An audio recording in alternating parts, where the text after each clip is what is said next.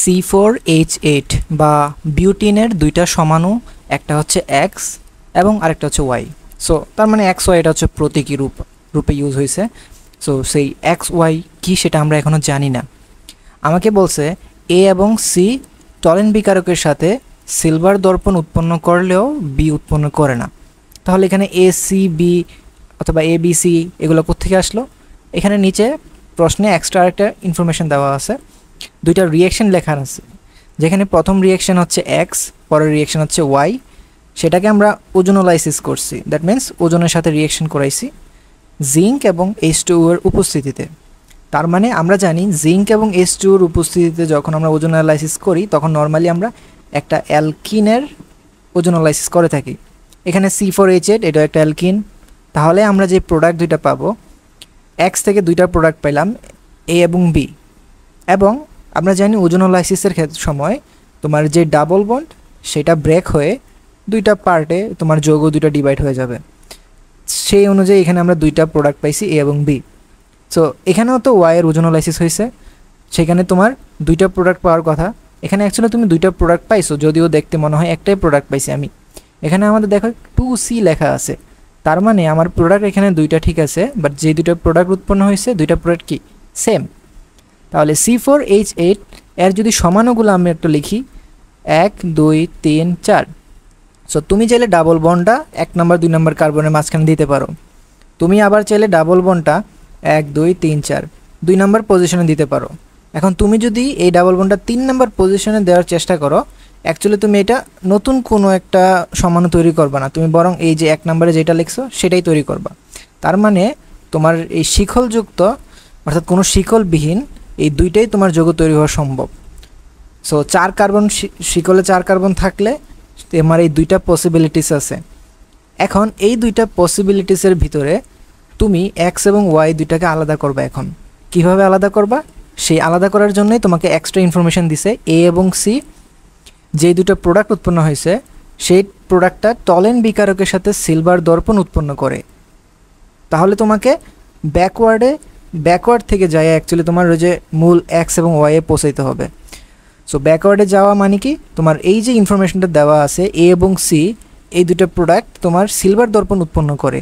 তো তোমাকে আগে মনে রাখতে হবে যে সিলভার দর্পণ উৎপন্ন করে কোন কোন যৌগগুলা। আমরা জানি সিলভার দর্পণ সাথে রিয়াকশন করে আমাদের অ্যালডিহাইড সমূহ।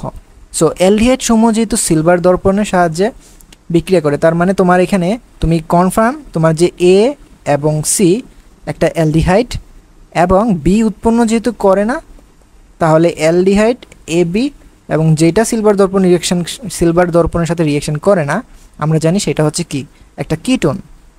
তাহলে এ বি সি এই তিনটা আমাদের কোন কার্যকরী মূলকের আন্ডারে পড়বে সেগুলো আমরা বের করলাম।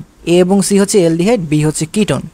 এখন আমাদের জানতে হবে সেটা হচ্ছে অ্যালকিনের ওজোনোলাইসিসে কখন অ্যালডিহাইড তৈরি হয় এবং কখন কিটোন তৈরি হয়। এটা খুব ইন্টারেস্টিং। এটা মনে রাখবে এরকমভাবে যে ধরো ডাবল বন্ড যখন দুইটা কার্বনের মাঝখানে থাকে, তার মানে ডাবল বন্ডের জন্য অ্যাটলিস্ট দুইটা কার্বন তো দরকার। সো ডাবল বন্ডের মাধ্যমে যে দুইটা কার্বন পরমাণু যুক্ত থাকে, তাহলে সেই দুইটা কার্বন পরমাণুর আর অবশিষ্ট হাত থাকে দুইটা। সো সেই দুইটা হাত দিয়ে সে অন্যান্য পার্শ্ববর্তী অ্যাটমের সাথে যুক্ত থাকে।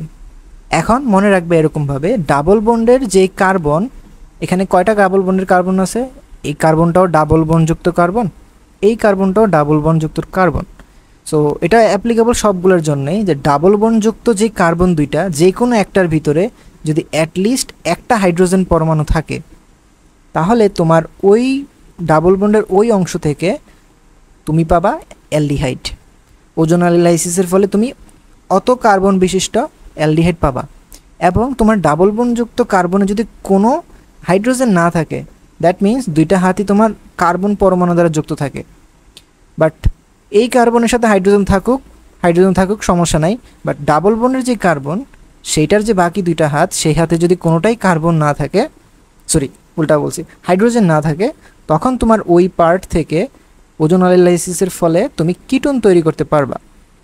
তার মানে তোমার প্রথম যে রিয়াকশনটা এক্স থেকে এ বি পাওয়ার জন্যে তোমার এমন অ্যালকিন দরকার যেই অ্যালকিনের একটা ডাবল বন্ডের একটা পার্টে তোমার হাইড্রোজেন অংশ থাকবে, আরেকটা পার্টে হাইড্রোজেন অংশ থাকবে না।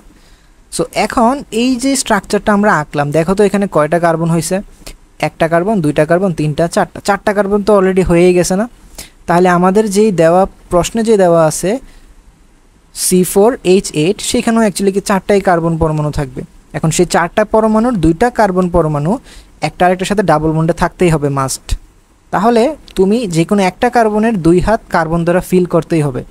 সো এটা করতে যায় তুমি দেখো কি করলা, 4টা কার্বন ইউজ করে ফেললা, তার মানে কার্বন আর ইউজ করা যাবে না। বাকি যে 8টা হাইড্রোজেন আছে সেখানে 3টা হাইড্রোজেন এখানে, 3টা হাইড্রোজেন নিচে, বাকি 2টা হাইড্রোজেন যুক্ত হবে তোমার কি এই জায়গায়। তার মানে তোমার এই পরমাণুটা বা এই যৌগটা, সরি পরমাণু, এই যৌগটা হচ্ছে তোমার এক্স। এই এক্সকে তুমি যখন ওজোনোলাইসিস করবা তখন তোমার এই ডাবল বন্ড এই অংশে 2টা পার্টে বিভক্ত হয়ে যাবে। সো আমি বলছিলাম কি, পার্ট দুইটা যে বিভক্ত হবে, অ্যালডিহাইড কিটোন যেটাই উৎপন্ন হোক না কেন, তোমার ওই অ্যালডিহাইড কিটোনের কার্বন সংখ্যা হবে ওই ডিভাইড করা অংশগুলোতে যত কার্বন আছে তত কার্বন বিশিষ্টই তোমার ওই যৌগটা তৈরি হবে। যেমন হাইড্রোজেনযুক্ত অংশে একটা কার্বন আছে, সো একটা কার্বনযুক্ত তোমার যে অ্যালডিহাইড সেটাকে আমরা কি বলি, HCHO, ফর্মালডিহাইড। প্লাস এই অংশ দিয়ে একটা কিটোন তৈরি হবে, বাট কার্বন সংখ্যা কত কিটোনের? 3। তাহলে 3 কার্বন বিশিষ্ট কিটোন আমরা জানি প্রোপানন হচ্ছে 3 কার্বন বিশিষ্ট কিটোন। তাহলে এ এবং বি এর ভিতরে তুমি জানো এ হচ্ছে অ্যালডিহাইড, বি হচ্ছে কিটোন। দ্যাট মিন্স তোমার HCHO হচ্ছে এ, এটা হচ্ছে তোমার কি বি। এবং আরেকটা জিনিস, সি হচ্ছে আমার অ্যালডিহাইড এবং সি এর সেম মলিকিউলে 2বার তৈরি হবে। তাহলে বুঝতে পারতেছো কি, যেই আদার যে 2টা পসিবিলিটিস আছে, এটা হচ্ছে 1 নম্বর পসিবিলিটিস, এটা 2 নম্বর পসিবিলিটিস। কোন পসিবিলিটিসটার ভিতরে তোমার 2টা অ্যালডিহাইড তৈরি হবে এবং 2টাই সেম মলিকিউল তৈরি হবে? খেয়াল করো এইখানের যে যৌগটা, এই যৌগটাকে যদি আমি একটু ব্রডলি আঁকি, carbon double bond, carbon carbon carbon. So double বন্ডযুক্ত যে কার্বন আছে, এই কার্বনের 2 হাতে হাইড্রোজেন থাকবে, বাট এই কার্বনের এক হাতে আছে কার্বন, আরেক হাতে আছে কি হাইড্রোজেন। তার মানে ডাবল বন্ডযুক্ত কার্বনের 2 পাশেই কিন্তু তোমার হাইড্রোজেন পরমাণু আছে, তার মানে 2 পাশ দিয়ে তোমার অ্যালডিহাইড তৈরি হবে। সো এটা কনসার্ন না, কনসার্ন হচ্ছে ডাবল বন্ডযুক্ত যেই 2টা অংশ ভাগ করলাম আমরা, এই ভাগে একটা কার্বন বিশিষ্ট যৌগ অ্যালডিহাইড তৈরি হবে, এই পাশে তোমার তৈরি হবে কত? 2 কার্বন বিশিষ্ট যৌগ। তার মানে ক্লিয়ারলি বুঝতেই তো পারতেছো যে তোমার এটা যদি ওজোনোলাইসিস করো তাহলে তোমার 2টা ভিন্ন ভিন্ন অ্যালডিহাইড তুমি পাবা। কিন্তু তুমি যদি পরবর্তী যেই পসিবিলিটিসটা আছে, যে এই অ্যালকিনটা যদি নিতা, এই অ্যালকিনে খেয়াল করো ডাবল বন্ডের কার্বনে প্রত্যেকটা অংশে যদি আমরা ভাগ করি তাহলে প্রতিটা অংশে 2 কার্বন বিশিষ্ট অ্যালডিহাইড কিন্তু তৈরি হওয়ার পসিবিলিটিস আছে। তার মানে 2 কার্বন বিশিষ্ট অ্যালডিহাইড কোনটা? CH3CHO, এটার 2 অণু তৈরি হবে আমি যদি এই অ্যালকিনটার ওজোনোলাইসিস করি। তাহলে এটা আমার কি সি, তাহলে আমাদের এ বি সি এবং এক্স এবং ওয়াই। সো এটা হচ্ছে আমার এক্স এবং এইটা হচ্ছে আমার কি ওয়াই। সো এই সবগুলাকে আমাদের কি ডিটারমাইন করা হয়ে গেছে। সো 0.1 গ্রাম ম্যাগনেসিয়াম রিবনের মধ্যে 50 সেন্টিমিটার কিউব 0.2 মোলার HCl যোগ করা হলো। এখানে উক্ত বিক্রিয়ার কোন বিক্রিয়কটা অবশিষ্ট থাকবে সেটা বের করতে বলছে এবং এসটিপিতে উৎপন্ন হাইড্রোজেন গ্যাসের আয়তন কত হবে সেটা বের করতে বলছে। সো প্রথমত ক্লিয়ারলি প্রশ্নটা দেখে বুঝতে পারতেছি যে আমরা এখানে এক ধরনের রিয়াকশানের কথা বলা আছে, যে এই রিয়াকশানটা ঘটতেছে কার মধ্যে? ম্যাগনেসিয়াম এবং HCl এর মধ্যে। তো এখন প্রশ্ন হচ্ছে ম্যাগনেসিয়াম কেন রিয়াক্ট করবে সেটা তো আগে আমাদের জানতে হবে, যে আমি যদি ম্যাগনেসিয়ামের মধ্যে HCl যোগ করি তাহলে সেটা রিয়াক্ট করার রিজন কি? সো ম্যাগনেসিয়াম, এটা আমরা সবাই চিনি, এটা হচ্ছে মৃৎক্ষার ধাতু। ম্যাগনেসিয়াম হচ্ছে মৃৎক্ষার ধাতু। সো মৃৎক্ষার ধাতু তাদের একটা বৈশিষ্ট্য আছে, তারা HCl বা অ্যাসিডের সাথে নর্মালি তারা রিয়াক্ট করে হাইড্রোজেন গ্যাস রিমুভ করে। সো সকল ধাতুর একটা বৈশিষ্ট্য হচ্ছে তারা যখন অজৈব অ্যাসিডের সাথে রিয়াক্ট করবে তখন তারা হাইড্রোজেন গ্যাস রিমুভ করবে। সো এই হাইড্রোজেন গ্যাস যদি রিমুভ করে তাহলে হাইড্রোজেন গ্যাস আলাদা হিসেবে থাকবে এখানে প্রোডাক্টে, এবং আর কি উৎপন্ন হবে, একটা লবণ তৈরি হবে। সেই লবণটা কার, ম্যাগনেসিয়াম ক্লোরাইডের। কারণ এটা এক টাইপের তোমার অ্যাসিড বেস রিয়েকশনের মতোই, যদিও এটা মৃৎ ক্ষার ধাতু, কোনো ক্ষার না অ্যাকচুয়াল, তারপর একটা লবণ তৈরি হবে ম্যাগনেসিয়াম ক্লোরাইড। সো ওই রিয়েকশনের আমাদের বিক্রিয়ক উৎপাদ কে কী হবে সেগুলা আমরা প্রশ্নটার মাধ্যমে, প্রশ্নটা পরে আমাদের বুঝে নিতে হবে জিনিসটা, আমাদের রিয়েকশনটা কিন্তু এখানে দেয়া নেই। ওকে, সো এটা হচ্ছে আমাদের প্রথম জিনিস যেটা আমাদের ডিকোড করতে হবে প্রশ্নটা দেখে।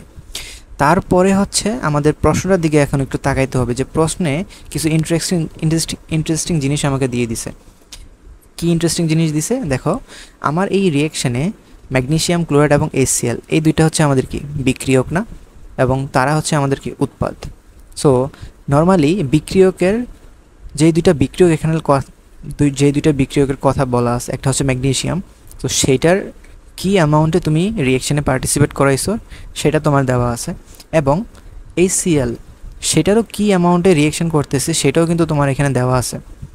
সো এটা কেমন হয়ে গেল না, একটা রিয়েকশনে আমাদের এই টাইপের যখন ম্যাথ আসে তখন আমাদের নর্মালি একটা বিক্রিয়ক বা দুইটা বিক্রিয়ক যখন থাকবে তার ভিতরে একটার মাত্র ইনফরমেশন দিবে, এবং সেটার উপর ভিত্তি করেই তোমার কি কি প্রোডাক্ট তৈরি হবে সেগুলোর ইনফরমেশন বের করতে চায় আমাদের।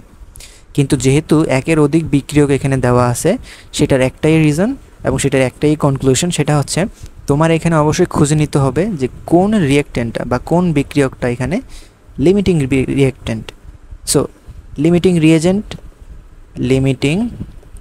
রিয়েজেন্ট বা আমরা এখানে লিমিটিং রিয়েক্ট্যান্ট বলতে পারি। সো এই লিমিটিং রিয়েক্ট্যান্ট খোঁজাই হচ্ছে আমাদের এখানে কি মেইন টার্গেট। সো আমরা এই লিমিটিং রিয়েক্ট্যান্ট খুঁজবো, সেই লিমিটিং রিয়েক্ট্যান্ট খোঁজার খুবই সিম্পল একটা প্রসেস আছে, তো সেই প্রসেসটা আমি তোমাদের এখন একটু এক্সপ্লেন করব। সো একটা লিমিটিং রিয়েক্ট্যান্ট খোঁজার জন্যে তোমরা যেই কাজটা করবা সেটা হচ্ছে, আমরা জানি একটা রিয়েকশনে বিক্রিয়কগুলোর ভিতরে যেইটার পরিমাণ সবচেয়ে কম থাকে সেইটা রিয়েকশনে সবার আগে কমপ্লিট হয়ে যায়। তো একটা রিয়েকশনের এক্সাম্পল দিয়ে আমি জিনিসটা বোঝাই, ধরো একেবারে সিম্পল একটা এক্সাম্পল, হাইড্রোজেনের সাথে half mole of oxygen react করে কি হয়, পানি তৈরি হয় না। সো এই রিয়েকশনটা যদি সমতা করি, অ্যাকচুয়ালি সমতা তো করাই আছে। এখন আমি যদি বলি আমি 1 মোল হাইড্রোজেন গ্যাসের সাথে রিয়েকশন করাইতেছি অক্সিজেনের পানি প্রস্তুত করার জন্য, তাইলে আমাকে কত মোল অক্সিজেন রিয়েক্ট করাইতে হবে? যদি আমি 1 মোল পানি পাইতে চাই, অবশ্যই তার রিয়েকশন যে কোএফিশিয়েন্ট সেটা দেখেই তুমি বুঝতে পারছো, তার স্টোকিওমেট্রিক কোএফিশিয়েন্ট। তুমি যদি 0.5 মোল অক্সিজেন রিয়েক্ট করাও তাহলেই তুমি 1 মোল পানি পাবা না। সো এখন এই যেই অ্যামাউন্টগুলো দেওয়া আছে, এই অ্যামাউন্টগুলোর ফলে একটা রিয়েকশন কিন্তু কমপ্লিট হয়। সো এই রিয়েকশনটা কিন্তু একটা কমপ্লিট রিয়েকশন হবে, যেই কমপ্লিট রিয়েকশনে তোমার দুইটা বিক্রিয়কই সমান সমান অনুপাতে বিক্রিয়ার শেষ হয়ে যাবে। তার মানে এই বিক্রিয়াটা কমপ্লিট হওয়ার পরে কিন্তু ওই বিক্রিয়ার পাত্রে কোনো হাইড্রোজেন এবং কোনো অক্সিজেনই অবশিষ্ট থাকবে না। তো এই জিনিসটা আমরা কিভাবে প্রুফ করব ম্যাথমেটিক্যালি? সবচেয়ে ইজিয়েস্ট প্রসেস হচ্ছে, তোমাকে অবশ্যই প্রশ্নের ভিতরে তুমি রিয়েক্টেন্টগুলোকে কি কি অ্যামাউন্টে নিছো সেই অ্যামাউন্টগুলোর তো ইনফরমেশন দেওয়া থাকে না। তো আমাদের প্রথম টার্গেট হচ্ছে সেই ইনফরমেশনগুলো থেকে ওইগুলা মোল ইউনিটে কত কত করে এখানে আছে সেগুলো আগে আমাদের বের করে নেওয়া। যেমন আমি হাইড্রোজেনকে 1 মোল নিছি এবং অক্সিজেনকে 0.5 মোল নিয়ে রিয়েক্ট করতেছি। সো বিক্রিয়া করতেছি আমি কতটুকু নিয়ে সেটা আমি এখানে প্রথমে বের করব। করার পরবর্তীতে আমরা একটা কাজ করব, হাইড্রোজেনের যত মোল আমরা নিব সেটাকে তার স্টোইকিওমেট্রিক কোএফিশিয়েন্ট, মানে স্টোইকিওমেট্রিক যে অনুপাত বা স্টোইকিওমেট্রিক যেই এখানে সহগটা, হাইড্রোজেন গ্যাসের সামনে স্টোইকিওমেট্রিক কোএফিশিয়েন্ট কত এই রিয়েকশনের ভিতরে 1। তো এই 1 মোলকে তুমি তার স্টোইকিওমেট্রিক কোএফিশিয়েন্ট বা সহগ 1 দিয়ে ভাগ দিবা, এবং অক্সিজেন যেই গ্যাস আছে এখানে 0.5 মোল তুমি রিয়েকশন করাইতে জন্য রিয়েকশনে নিছো, বাট তার স্টোইকিওমেট্রিক কোএফিশিয়েন্ট কত, সহগটা 0.5 না, হাফ বা 0.5। সো এটাকেও তুমি 0.5 দিয়ে ভাগ দিবা। ভাগ দেওয়াতে তুমি দেখবা যে এই হাইড্রোজেনের জন্য এই ভাগফলটা হবে 1 এবং অক্সিজেনের জন্যও কিন্তু ভাগফলটা হবে 1। সো যেহেতু দুইটারই তোমার অ্যামাউন্ট 1 আসছে, এটার একটাই মিনিং, সেটা হচ্ছে যে তোমার ওই রিয়েকশনের কমপ্লিট হওয়ার পরে কেউই তোমার কোনো অবশিষ্ট থাকবে না, অর্থাৎ এখানে কোনো লিমিটিং রিয়েজেন্ট নাই, বিক্রিয়া শেষে দুইজনেই কমপ্লিট হয়ে যেতেছে। বোঝা গেছে? এখন যদি এমন হইতো যে সাপোজ আমি হাইড্রোজেন গ্যাস এবং এই অক্সিজেন গ্যাসের রিয়াকশানে পানি যে তৈরি করছি, এখানে আমি হাইড্রোজেন নিলাম ধরো 0.5 মোল এবং অক্সিজেনও নিলাম 0.5 মোল। তাইলে এখানে বলো তো আমাদের লিমিটিং রিয়েজেন্টকে একটু আগের যে প্রবলেমটা সেটার সাথে যদি তুলনা করো, সেটা থেকে কী বুঝতে পারছো যে 0.5 মোল অক্সিজেনের সাথে কমপ্লিট রিয়াকশনের জন্যে 1 মোল হাইড্রোজেন গ্যাস দরকার। তাহলে এখন যদি তুমি 0.5 মোল হাইড্রোজেন দাও, তাহলে হাইড্রোজেন কি যথেষ্ট আছে? হাইড্রোজেন কিন্তু যথেষ্ট নাই। তার মানে আগেরটার থেকে তুলনা করেই তুমি বুঝতে পারতেছো অবশ্যই এখানে হাইড্রোজেন গ্যাসটা আগে শেষ হয়ে যাবে। বাট আমরা শুধু বুঝলে তো হবে না, আমরা জিনিসটাকে ম্যাথমেটিক্যালি মনে রাখতে চাই, যাতে পরীক্ষার হলে আমাদের জিনিসটা ইজিলি করে ফেলতে পারি, যাতে আমাদের কোনো টাইম ওয়েস্ট করতে না হয় যখন আমাদের বড় বড় রিয়াকশান দিবে। সো এটা কীভাবে করবো? ওই যে আগের মতোই কতটুকু অ্যামাউন্ট আমি রিয়াকশান করার জন্য নিছি সেটা তো আমি নিয়ে নিছি, সেটা তো আমার উপরে হাত। কিন্তু ওই মূল সংখ্যাগুলোকে আমরা স্টোইকিওমেট্রিক কোএফিসিয়েন্ট দিয়ে ভাগ দেব। তাহলে 0.5কে ভাগ দিতে হবে 1 এবং এই 0.5কে ভাগ দিতে হবে 0.5 দিয়ে। ভাগ দেওয়ার পর যেই রেশিওগুলো পাবো, একটা হচ্ছে তোমার 0.5 আর একটা হচ্ছে কত 1। এই দুইটার ভিতরে মনে রাখবা সবসময় যেইটার রেশিওর মান কম হবে এটাই হবে তোমার লিমিটিং রিয়েজেন্ট বা আমরা এখানে রিয়েক্টেন্ট লিখি। সো লিমিটিং রিয়েক্টেন্ট এখানে কে হাইড্রোজেন, এটা আমি ম্যাথমেটিক্যালও বের করলাম এবং আমি জিনিসটাকে বুঝে বুঝে কিন্তু বের করতে পারলাম। লিমিটিং রিয়েক্টেন্ট এখানে কে হাইড্রোজেন গ্যাস। সো আমাদের প্রথম কাজ কি, আমরা লিমিটিং রিয়েজেন্টটা খুঁজতে হবে। একটা রিয়াকশানে যখন যেই বিক্রিয়াগুলো বিক্রিয়া করতেছে সবারই ইনফরমেশন দেওয়া আছে যে সবাই কী অ্যামাউন্ট নিয়ে তুমি রিয়াকশান করাইতেছো। তাহলে তোমাকে আগে ওই সবগুলো রিয়েক্টেন্ট ভিতর থেকে কে তোমার লিমিটিং রিয়েক্টেন্ট সেটা তোমার খুঁজে নিতে হবে এবং তোমার ম্যাথের যে উৎপাদ সেই উৎপাদের পরিমাণ নির্ভর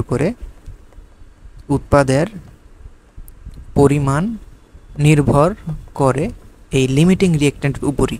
তার মানে যেটা লিমিটিং রিয়েক্টেন্ট সেইটার মূল সংখ্যার অ্যামাউন্টের উপর বেস করেই তুমি তোমার প্রোডাক্ট কতটুকু উৎপন্ন হয়েছে সেটা ক্যালকুলেট করবা ম্যাথমেটিক্যালি, অন্যটা দিয়ে কিন্তু না। বোঝা গেছে? সো এখন চলো আমরা আমাদের মূল প্রবলেমে যাই। আমাদের প্রবলেমটা ছিল ম্যাগনেসিয়ামের সাথে HCl এর রিয়াকশান। সো এই রিয়াকশানে আমাদের কে কত মোল নেওয়া আছে সেটাকে আমরা জানি। প্রশ্নে কিন্তু একটু খেয়াল করো, সবগুলো কিন্তু দেওয়া আছে অ্যামাউন্ট আমাদের। আমরা ম্যাগনেসিয়াম এই বিক্রিয়ার জন্য 0.12 গ্রাম নিয়েছি, বাট প্রথম কথা কি আমাদের মোলে কনভার্সন করতে হবে। তাহলে 0.12 গ্রামকে আমি যদি 24 গ্রাম দিয়ে ভাগ দিই তাহলে তো আমি কি মূল সংখ্যায় কনভার্সন করে ফেলতে পারবো না। তাহলে এটা কত হবে 0.5 বা 0.05 মেবি, হ্যাঁ 0.05 ধরো। আমি তারপর দেখি 0.12 ডিভাইড বাই 24, সো 5 × 10⁻³ তাহলে 0.005 অ্যাকচুয়ালি, বা আমি এটাকে 5 × 10⁻³ লিখলাম। ঠিক আছে, তাহলে আমি এখানে ম্যাগনেসিয়াম নিলাম কত 5 × 10⁻³ মোল। রিয়াকশন করার জন্য আমি নিচে এত মোল এবং HCl কতটুকু নিয়েছি সেটাও আমাদের বের করতে হবে। বাট HCl এর তো কোনো ভর দেওয়া নেই, সেটা দেওয়া আছে কি, সেটার ভলিউম দেওয়া আছে 50 cm³ এবং ঘনমাত্রা দেওয়া আছে 0.2 মোলার।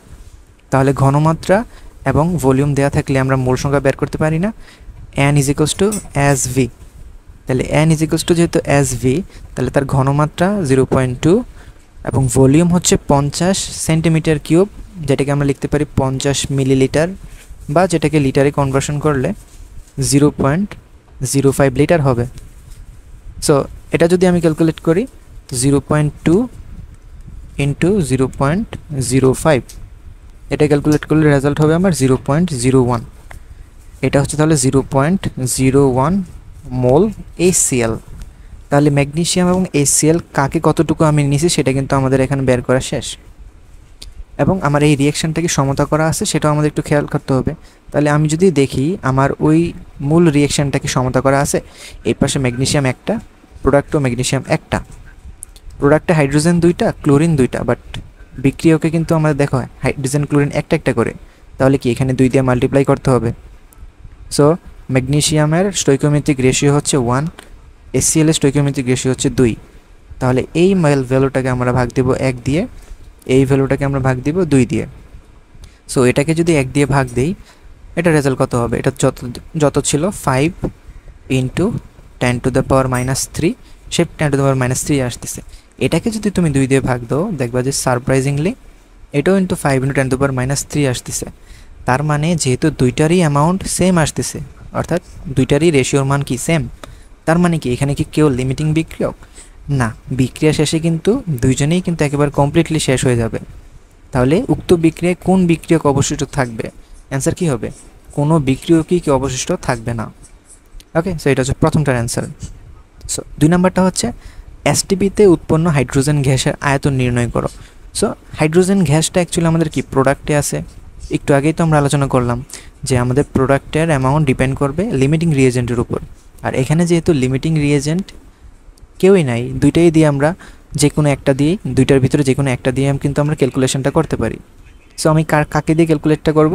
যে কোনো একটা দিয়ে করলেই তো হয়েছে। তো সে সাপোজ আমাদের যেহেতু হাইড্রোজেন গ্যাসের আয়তন বের করতে বলছে, তো এই আয়তন রিলেটেড কাজ বের করার জন্য আমরা HCl এটার ইনফরমেশনের সাহায্য নিতে পারি আমরা, অথবা আমরা চাইলে ম্যাগনেসিয়ামের ইনফরমেশনটা সাহায্য নেই, কারণ আমাদের তো মূল সংখ্যা প্রয়োজন শুধু। ধরো ম্যাগনেসিয়াম যে 5 × 10⁻³ মোল নেওয়া ছিল, 5 × 10⁻³ মোল। এখন এই রিয়েকশানে হাইড্রোজেন গ্যাস এবং ম্যাগনেসিয়াম তাদের সম্পর্কের ভিতরে কেমন, তাদের সম্পর্কটা কি 1:1 রেশিও না? মানে কি 1 মোল ম্যাগনেসিয়াম রিয়েকশন করলে 1 মোল হাইড্রোজেন গ্যাসই উৎপন্ন হয়। তাহলে 5 × 10⁻³ মোল ম্যাগনেসিয়াম রিয়েকশন করলে তোমার হাইড্রোজেন গ্যাসও কত? 5 × 10⁻³ মোলে উৎপন্ন হবে না? আশা করি বুঝতে পারছো এই জিনিসটা। তাহলে এখন আমাদের কাজ কি? হাইড্রোজেন গ্যাসের যেহেতু মোল সংখ্যা দেওয়া আছে, এখন আমাদের তার আয়তন বের করতে হবে। এবং কোথায় বের করতে হবে আয়তন? এসটিপিতে। এখন এসটিপিতে আয়তন বের করার জন্য মূল সংখ্যার সাথে আয়তনের কী সম্পর্ক? সো একটা সূত্র তো আমরা জানি, মূল সংখ্যা হচ্ছে ভলিউম ডিভাইডেড বাই 22.4। এখানে ভলিউম কিসে আসবে? তোমার লিটারে, এবং এসটিপি ইউনিটে কিন্তু এখানে এটা ক্যালকুলেট হবে। তার মানে তোমার হাইড্রোজেনের যে ভলিউম সেটা হবে মূল সংখ্যা ইন্টু 22.4 লিটার। সো মূল সংখ্যা হচ্ছে 5 × 10⁻³ এবং 22.4 লিটার। সো ক্যালকুলেট যদি করি আমি দেখবো আমার রেজাল্ট আসবে প্রায় 0.112 লিটার, বা এটাকে চাইলে কেউ মিলিলিটারে চাইলে কনভার্সন করতে পারো, 112 ml অথবা 112 সেন্টিমিটার কিউব, সবগুলাই তোমার অ্যাকসেপ্টেবল অ্যান্সার। হাইড্রোজেন পরমাণুর বর্ণালীর তরঙ্গ সংখ্যা দেওয়া আছে তোমাকে 23,052.41 পার সেন্টিমিটার, এবং রিডবার্গ ধ্রুবক দেওয়া আছে আমায়। এখন আমাকে 1 নম্বরে জিজ্ঞেস করছে সৃষ্ট বর্ণালী কোন অঞ্চলের, এবং 2 নম্বরে জিজ্ঞেস করছে কোন কক্ষপথ থেকে এখানে ইলেকট্রনের স্থানান্তর হয়। সো এখানে প্রশ্নটা দেখে আমরা ইজিলি বুঝতে পারতেছি যে এখানে আমাদের কোন ধরনের বর্ণালী সৃষ্টির কথা এখানে বলা হয়েছে। এখানে আমরা বুঝতে পারলাম যে ইলেকট্রনের ট্রানজিশনের ফলে যে বর্ণালী সৃষ্টি হয়েছে সেই বর্ণালীর তরঙ্গ সংখ্যা এখানে দেওয়া আছে। সো আমরা এটা জানি যে হাইড্রোজেন বর্ণালী যখন আমরা পড়াশোনা করি তখন আমরা জানি হাইড্রোজেনের অসংখ্য কক্ষপথ, কাল্পনিক কক্ষপথ আমরা চিন্তা করতে পারি। তো সেই কাল্পনিক কক্ষপথ সমূহের ভিতর থেকে ইলেকট্রন যখন একটা কক্ষপথ থেকে অন্য একটা কক্ষপথে ধাপান্তর হয়, বা আমরা নর্মালি যখন বিকিরণের কথা বলি তখন অ্যাকচুয়ালি উচ্চ শক্তিস্তর থেকে আমরা জানি নিম্ন শক্তিস্তরে ইলেকট্রনের ধাপান্তর ঘটে। সো বিকিরণের ক্ষেত্রে উচ্চ শক্তিস্তর থেকে নিম্ন শক্তিস্তরে তার যে ধাপান্তর হয়েছে সেই ধাপান্তরের ফলে এই ইলেকট্রন যেই শক্তিটা বিকিরণ করে দেয় সেই বিকিরণটাই আমরা খালি চোখে দেখতে পাই, অথবা বিভিন্ন তরঙ্গ দৈর্ঘ্যের মাধ্যমে আমরা দেখতে পাই।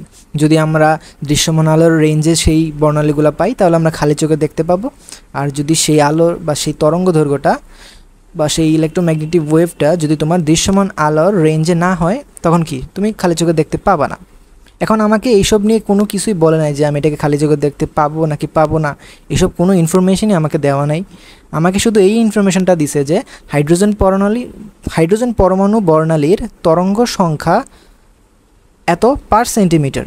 তাহলে প্রথমত আমাদের এই তরঙ্গ সংখ্যা জিনিসটা বুঝতে হবে, কারণ আমরা তো এখানে বুঝতে পারলাম যে যেই বিকিরণটা বের হবে সেটা একটা ওয়েভ রূপে বের হবে বা তরঙ্গ রূপে বের হবে। এখন তরঙ্গের একটা খুব ইম্পর্টেন্ট প্রপার্টিস হয়েছে একটা তরঙ্গের তরঙ্গ দৈর্ঘ্য থাকে। আমরা সবাই জানি তরঙ্গ দৈর্ঘ্য বলতে কী বোঝায়। তরঙ্গ একটা পূর্ণ কম্পন সম্পন্ন করলে সে যতটুকু দূরত্ব অতিক্রম করে সেটা তার তরঙ্গ দৈর্ঘ্য। সে সাপোজ আমি এক্সাম্পল স্বরূপ বললাম যে আমি একটা তরঙ্গ এমন একটা ওয়েভ নিলাম যেটার তরঙ্গ দৈর্ঘ্য হচ্ছে 0.1 মিটার। সো এই যে 0.1 মিটার এটা বোঝায় এটা যে এই বিন্দু থেকে ধরো এই বিন্দু থেকে আমি যদি যাত্রা শুরু করি আমি 0.1 মিটার দূরে যায়া যেই স্থানটা সমাপ্তি করতে পারবো সেই স্থানে যতটুকু তরঙ্গ কভার করছে সেই তরঙ্গের সে একটা পূর্ণ কম্পন সম্পন্ন করছে। এই জিনিসটাকে আমরা কি বলি? তরঙ্গ দৈর্ঘ্য। বাট তরঙ্গ সংখ্যা অ্যাকচুয়ালি একটু ডিফারেন্ট। তরঙ্গ সংখ্যার ডেফিনেশন হচ্ছে তার তরঙ্গ দৈর্ঘ্য যাই হোক, তোমার ওই তরঙ্গের তরঙ্গ দৈর্ঘ্য যেটাই হোক না কেন, প্রতি একক দৈর্ঘ্যে তোমার যতটা পূর্ণ কম্পন সৃষ্টি হবে সেই সংখ্যাটাকেই তুমি কি বলবা? তরঙ্গ সংখ্যা। দ্যাট মিন্স তোমাকে যে এক্সাম্পলটা দিছি আমি এখানে, যে একটা তরঙ্গের তরঙ্গ দৈর্ঘ্য 0.1 মিটার। এখন 1 মিটার দৈর্ঘ্যে, প্রতি একক দৈর্ঘ্য যেহেতু বলছি, আমি যেহেতু এখানে দৈর্ঘ্যের ইউনিট হিসেবে মিটার নিছি, তাহলে প্রতি একক দৈর্ঘ্য মানে কি? প্রতি মিটার। তাহলে তুমি ধরো এই রেখা থেকে 1 মিটার পর্যন্ত একটা লেন্থ নাও, সেই লেন্থে এরকম তুমি পূর্ণ কম্পনযুক্ত যতটা তরঙ্গ পাবা, যেমন এখানে একটা, এখানে আরেকটা, দুইটা, তিনটা, এরকম আমরা যতটা তরঙ্গ সংখ্যা পাইব সেই সংখ্যাটাকেই আমরা কি বলি? তরঙ্গ সংখ্যা। আশা করি এই জিনিসটা বুঝতে পারছো। সো তরঙ্গ সংখ্যা হচ্ছে প্রতি দৈর্ঘ্যে কতটা পূর্ণ তরঙ্গ সৃষ্টি হয়েছে, এবং সেইটার ইকুয়েশন আমরা জানি। অ্যাকচুয়ালি তরঙ্গ সংখ্যাকে আমরা প্রকাশ করি মিউ বার দিয়ে। সেই মিউ বার হচ্ছে 1 ডিভাইডেড বাই ল্যামডা, যেটার ইউনিট কত? পার সেন্টিমিটার বা পার লেন্থ। সো এখানে আমাদের লেন্থ হিসেবে সেন্টিমিটারকে বেস ধরা হয়েছে যেহেতু, তাহলে পার সেন্টিমিটারে তোমার তরঙ্গ সংখ্যাটা বের হয়েছে। তাহলে তোমাকে এক নম্বরে বের করতে বলছে সৃষ্ট বর্ণালী কোন অঞ্চলের। এখন আমরা তো জানি যে তরঙ্গ দৈর্ঘ্যের মান থেকেই আমরা একটা ইলেকট্রোম্যাগনেটিক ওয়েভ কোন রেঞ্জে আছে সেটা আমরা বের করতে পারি, কারণ আমরা শিখছি যে বিভিন্ন রেঞ্জে এত এত ন্যানোমিটার থেকে এত ন্যানোমিটার রেঞ্জে থাকলে আমরা সেটাকে নির্দিষ্ট একটা ক্যাটাগরিতে রাখি, যে হয় ইউভি অঞ্চলে পড়বে, অথবা দৃশ্যমান অঞ্চলে, অথবা আইআর রেডিয়েশন। তাহলে প্রথমত আমাদের টার্গেট হবে আমরা প্রশ্নের যে ইনফরমেশনগুলো দেওয়া আছে সেখান থেকে প্রদত্ত যেই বর্ণালীটা, সেই বর্ণালীর তরঙ্গ দৈর্ঘ্য বের করা। সো তরঙ্গ দৈর্ঘ্য হবে কি? 1 by mu bar. So 1 divided by mu বারের মান কত? 23052.41 পার সেন্টিমিটার। সো এটাকে যদি তুমি ক্যালকুলেট করো, সো উপরে উঠে পার সেন্টিমিটার হয়ে যাবে কত? সেন্টিমিটার। তো সেন্টিমিটারে আমার রেজাল্ট আসতেছে 4.338 ইন্টু 10⁻⁻5 সেন্টিমিটার। বাট আমরা যেই বিভিন্ন বর্ণালীর রেঞ্জগুলো শিখছি সেগুলো মেনলি ন্যানোমিটারে মনে রাখি আমরা। সো এটাকে তুমি যদি ন্যানোমিটারে কনভার্ট করো সেটা হবে 433.8 ন্যানোমিটার। খেয়াল করো, এটা কিন্তু সেন্টিমিটারে আছে, সেটা থেকে তোমার ন্যানোমিটারে নিতে হবে। মিটার থেকে নিতে হলে -9 করতে হবে, বাট সেন্টিমিটারতে করলে -7 করলেই কিন্তু এনাফ। সো এই কারণে তোমার এটা 2 ঘর সরে গেছে। ওকে, তাহলে আমরা বুঝতে পারলাম যে আমাদের যেই বর্ণালীটা প্রশ্নে দেওয়া আছে সেই বর্ণালীর তরঙ্গ দৈর্ঘ্য হচ্ছে 433.8 ন্যানোমিটার। এখন আমরা জানি 380 থেকে 780 ন্যানোমিটার তরঙ্গ দৈর্ঘ্যের যে রেঞ্জটা থাকে সেই রেঞ্জটা কার জন্যে? দৃশ্যমান অঞ্চলের জন্য না, অর্থাৎ আমাদের যে ভিজিবল রে, আমরা খালি চোখে যেই রশ্মিগুলো দেখতে পাই সেই রশ্মিগুলারই আমাদের এখানে কি অঞ্চলটা উল্লেখ করছে এখানে। তাহলে আমাদের প্রশ্ন অনুযায়ী যে সৃষ্ট যে বর্ণালীটা সেটা কোন অঞ্চলের? অবশ্যই দৃশ্যমান অঞ্চলের। 2 নম্বরে তোমাকে জিজ্ঞেস করছে কোন কক্ষপথ থেকে স্থানান্তর হয়। এখন এইটা তো বুঝছো যে ইলেকট্রনের স্থানান্তরের মাধ্যমে তোমার এখানে রেডিয়েশন নির্গত হয়েছে, এবং ইলেকট্রন উচ্চ শক্তিস্তর থেকে নিম্ন শক্তিস্তর হয়েছে, এটাও তুমি শিওর। তাহলে তুমি এখানে বের করতে হবে কি কোন কক্ষপথ থেকে স্থানান্তর হয়। এখন এই ধরনের কোয়েশ্চেন নর্মালি যখন বোর্ডে যখন আসে তখন কিন্তু বলে দেয় অ্যাকচুয়ালি তোমাকে যে একটা নির্দিষ্ট শক্তিস্তরের মান দিয়ে দেয়, ধরো 10ম শক্তিস্তরের মান দিয়ে দিবে, তারপর তোমাকে বলবে যে সে এত শক্তিস্তরে, সে ধরো 3 নম্বর শক্তিস্তরে 10 নম্বর থেকে যদি 3 নম্বরে যায় তাহলে কি পরিমাণ তরঙ্গ দৈর্ঘ্য সে রিলিজ করবে, সেই তরঙ্গ দৈর্ঘ্যের মান বের করো। অর্থাৎ তোমাকে ল্যামডাগুলোর মান দিয়ে থাকবে, এখন শক্তিস্তরের মান বের করতে বলবে, অথবা তোমাকে দুইটা শক্তিস্তরের মান দিবে এবং ল্যামডা বের করতে হবে। এখানে অ্যাকচুয়ালি কোনোটাই দেওয়া নাই, তোমাকে ল্যামডাও দেওয়া নাই, শক্তিস্তরের মানও দেওয়া নাই। তোমাকে প্রথমে ল্যামডার মানটা বের করে নিতে হইতেছে এবং তুমি সেটা বের করে নিছো প্রথমে এটা হচ্ছে ল্যামডার মান তোমার। বাট শুধু ল্যামডা জানলে কি এনাফ? আমরা শুধুমাত্র ল্যামডা দিয়ে তো বের করতে পারবো না এটা। কারণ কি, আমরা জানি ইলেকট্রনের ধাপান্তরের ফলে যেই পরিমাণ বিকিরণ হয়, যে বর্ণালীটা সৃষ্টি হয়, সেই বর্ণালীর তরঙ্গ দৈর্ঘ্য যদি হয় ল্যামডা, তাহলে 1/λ is equals to RH 1/ni² minus 1/nf²। এই সূত্রটা অবশ্যই আমরা জানি যে এটা কার জন্যে? হাইড্রোজেন পরমাণুর বিভিন্ন বর্ণালীর জন্য এই সূত্রটা প্রযোজ্য। এখন এই সূত্রের আমরা ল্যামডার ভ্যালু বের করছি একটু আগেই, রিডবার্গ ধ্রুবকের মানও কিন্তু আমরা জানি। আমাদের এখন দরকার ni এবং nf এর মান। এর ভিতরে আমাকে কোন কক্ষপথ থেকে স্থানান্তর হবে, অর্থাৎ আমাদের যে উচ্চ শক্তি স্তর সেটার মান আমাকে জিজ্ঞেস করতে বলছে যে ইনিশিয়ালি সে কোথায় ছিল। সো উচ্চ শক্তি স্তরটা আমাদের কি হবে? ni, এবং নিম্ন শক্তি স্তরটা হবে আমাদের nf, কারণ তাকে উচ্চ থেকে নিম্নতে যাইতে হবে, তাহলে তার ফাইনাল ডেস্টিনেশন কোথায়? নিম্নতে। এখন ni বের করতে হবে যেহেতু, সো ni তো না দেওয়া থাকবে না, এটা তো স্বাভাবিকই, বাট nf কি দেওয়া আছে? সো ক্লিয়ারলি কিন্তু nf প্রশ্নে কোথাও ডিরেক্ট উল্লেখ করে নেই, বাট এখানে হচ্ছে ক্যাচটা। এই প্রশ্নের মূল ট্রিক্সটা হচ্ছে এই জায়গায় যে nfটাকে তোমাকে একটু ভালোভাবে চিন্তা করে পরীক্ষার হলেই জিনিসটা মাথায় নিয়ে আসতে হবে। এবং সেটা মাথায় আনার জন্য কোন জিনিসটা তুমি ইউজ করবা? এই যে একটু আগে তুমি প্রথম প্রশ্নটার যে অ্যান্সারটা দিছো, অ্যান্সারটা কী দিছো? যে তোমার যেই বর্ণালীটা সৃষ্টি হয়েছে সেটা কোন অঞ্চলের? ভিজিবল অঞ্চলের। এখন আমরা জানি আমাদের যেই বর্ণালী সিরিজগুলো আছে সেই সিরিজের ভিতরে আমাদের শুধুমাত্র বামার সিরিজে হচ্ছে এমন এক ধরনের সিরিজ যেই সিরিজের জন্য আমরা দৃশ্যমান আলো পেয়ে থাকি। তার মানে এইখানে যেই বর্ণালীটা সৃষ্টি হয়েছে সেটা বামার সিরিজের মাধ্যমে সৃষ্টি হয়েছে। বামার সিরিজ মানে হচ্ছে তোমার ইলেকট্রনের যে ধাপান্তরটা সেটার nf হবে 2 নম্বর শক্তি স্তরে এবং ni হবে 3, 4, 5, অর্থাৎ 2 থেকে উচ্চ কোনো শক্তি স্তরে। এখন আমরা ni কত সেটাই তো বের করব, বাট আমাদের nf এর কত হলো সেটার কিন্তু জোগাড় হয়ে গেছে। nf আমাদের কত হবে? 2। তাহলে সবগুলো ভ্যালুতে আমরা এখন জানি। সো আমাদের এখানে ল্যামডার ভ্যালু 433.8 × 10⁻⁹ আর এইচ এর মান প্রশ্নে আমাকে দেওয়া আছে 10,977,3.41 এবং এই ইউনিটে আমরা এখানে বসাবো। এবং nf এর মান আমরা জানি 2 এবং ni এর মান কত সেটাই আমরা এখানে বের করব। সো আমরা যদি সব কিছু রেখে এখানে ni² এটা ক্যালকুলেট করি, দেখবো যে আমাদের যে মানটা অ্যাপ্রক্সিমেটলি 25 আসতেছে। বা এখান থেকে আমি যদি ni বের করি যেটার মান হবে কত? 5, যেটা আমাকে ইন্ডিকেট করে এই যে আমার যেই বামার সিরিজটা সেই বামার সিরিজের যেই শক্তিস্তর থেকে স্থানান্তরটা হবে সেটা হচ্ছে কি 5 নম্বর শক্তিস্তর থেকে ইলেকট্রন 2 নম্বর শক্তিস্তরে স্থানান্তর হবে, ফলে তার তরঙ্গ দৈর্ঘ্য হবে 433.8 এবং তার সেই অনুযায়ী তরঙ্গ সংখ্যা হবে কত? এই মানটা।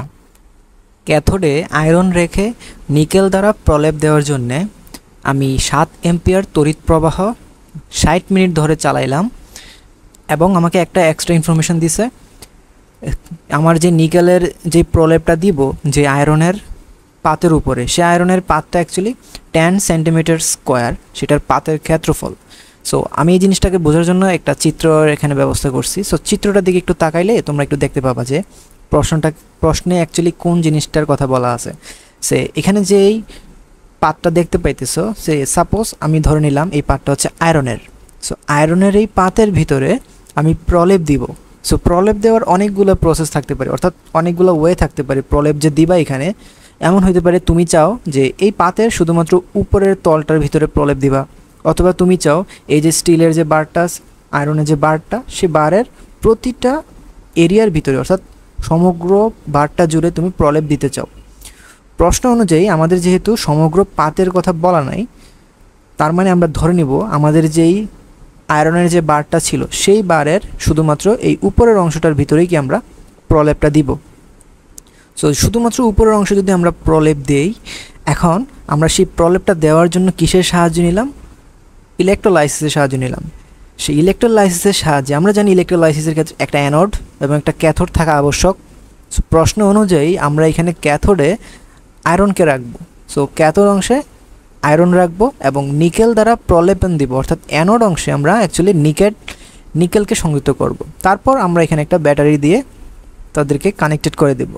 ফলে এখানে ঘটবে কি, নিকেল থেকে দ্রবণের সলিউশনে নিকেল 2+ আকারে চলে যাবে এবং ক্যাথোড থেকে নিকেল 2+ ইলেকট্রন গ্রহণ করে তার যেই একটা পাত আছে, তার যে প্রস্থের ক্ষেত্রফল আছে সেটার উপরে সে এরকমভাবে লেগে যাবে। সো এটাকে আমরা কি বলি? প্রলেপন।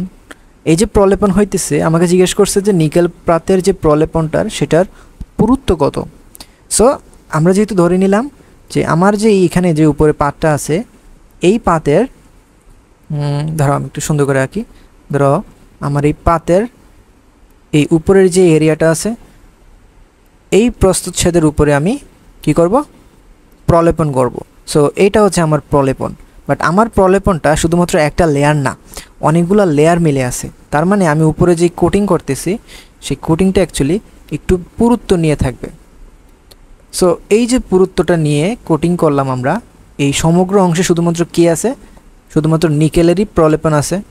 সো কি অ্যামাউন্টের নিকেল তুমি পাবা এই 7 এম্পিয়ার তড়িৎ প্রবাহ যদি 60 মিনিট ধরে চালনা করো, সেটাই প্রথমত তোমাকে বের করতে হবে। দ্যাট মিন্স তড়িৎ বিশ্লেষণে আমরা জানি একটা নির্দিষ্ট সময় ধরে যখন আমি বিদ্যুৎ প্রবাহ করি, এই প্রসেসের ভিতরে আমাদের নিকেল থেকে যে নিকেল যে দণ্ডটা আছে সেখান থেকে যে নিকেল 2+ ক্ষয় হবে, সেই ক্ষয় হওয়ার অ্যামাউন্টটা আমরা বের করতে কিন্তু পারি। কিভাবে? আমরা ফ্যারাডের সূত্র ইউজ করে এটা বের করব।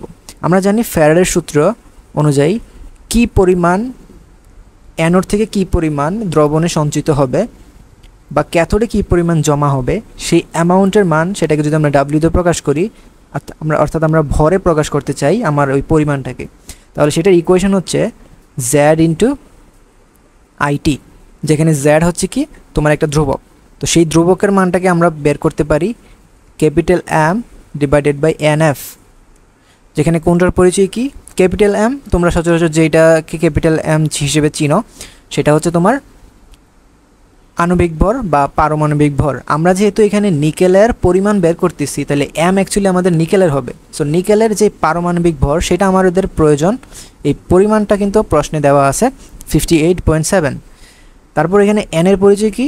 এই স্মল এন যেটা, সেটার পরিচয় হচ্ছে এই তড়িৎ বিশ্লেষণে যখন ইলেকট্রনের আদান প্রদান যখন হবে তখন নেট যেই পরিমাণ ইলেকট্রনের আদান প্রদান হবে সেটাই আমাদের কি? এন এর মান। এখন আমরা জানি নিকেল থেকে নিকেল 2+ পরিণত হয় যখন সে সলিউশনে যায়, তাহলে সে কয়টা ইলেকট্রন এখানে ত্যাগ করলো? 2টা ইলেকট্রন না? যেহেতু 2টা ইলেকট্রন সে ত্যাগ করছে, তাহলে এখানে এন এর মান কত? 2, কারণ সেই 2টা ইলেকট্রনই সে আবার এই ক্যাথোড থেকে 2টা গ্রহণ করবে। সো তুমি অ্যানোড বা ক্যাথোড যেটাই ক্যালকুলেশনটা করো না কেন, 2টার ক্ষেত্রে তুমি সেম অ্যান্সারই পাবা।